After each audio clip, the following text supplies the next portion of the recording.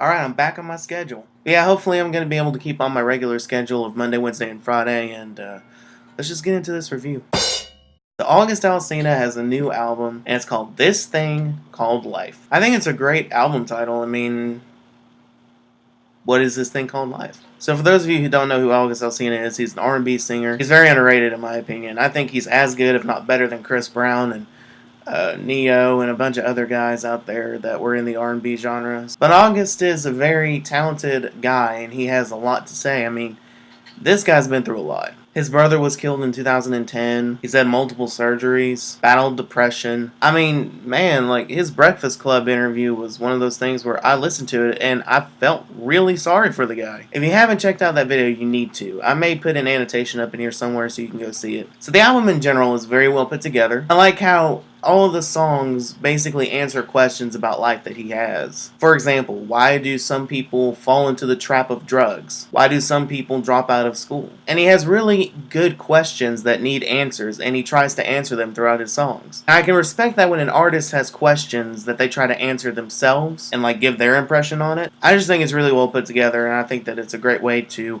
get his opinions out there and hopefully inspire a lot of people. So let's just get into my top 3 songs. So I had a really hard time picking my number 3 song. So number 3 is just going to be a tie. So my number 3 favorite songs are Dreamer / Song Cry. These two songs are really well put together. I like Dreamer. I like how he's, again, those questions of like, you know, why people fall into the certain traps that they fall into and go downhill in life. He answers that with kind of like a story about, you know, people who fell off, who did something that society views as not a very good thing. I don't want to spoil too much of the song, so I'm trying to keep it as less obvious as possible so that you all can go listen to the songs yourself. Song Cry is nothing really to be spoiled. I mean, it's a really simple premise for the song. He's basically talking about how he's been through so much. You know, he knows that men aren't supposed to cry, but he kind of thinks that that's some BS because, you know, it's okay to cry. So he makes this song basically saying, well, if I can't cry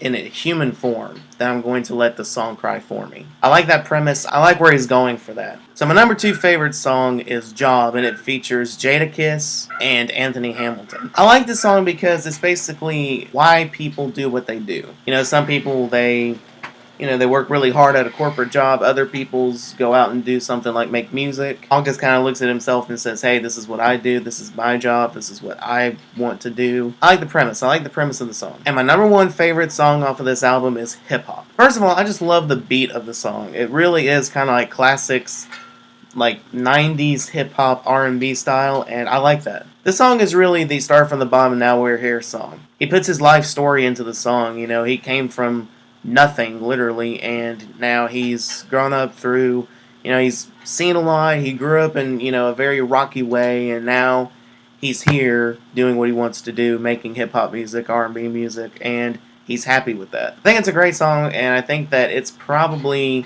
one of his better songs to date. So this album is definitely inspirational, I find, but the problem with it is that it's still, there's a song on there called Why I Do It, and it features Lil Wayne. It still plays into the stereotype of hip-hop, which is the sex, money, and drugs. I'm out here getting money, I'm out here getting girls. All that crap we've heard a million times over. I mean, he doesn't even put his own spin on it. It's just like, I'm out here doing what I do, and I get money and girls all because of it. To me, that's just not necessary. You don't have to talk about that in order to make a good song. Even in hip-hop, you don't have to talk about that to make a good song. So all in all, this album is really good. I can find a lot of enjoyment out of it. August Alsina has some of the best vocals in the game today. And this is actually one of my favorite albums of the year so far. I like this album so much, in fact, I'm going to give it a 2 + 2 out of 5. For those of you who don't figure that out already, it's 4 out of 5.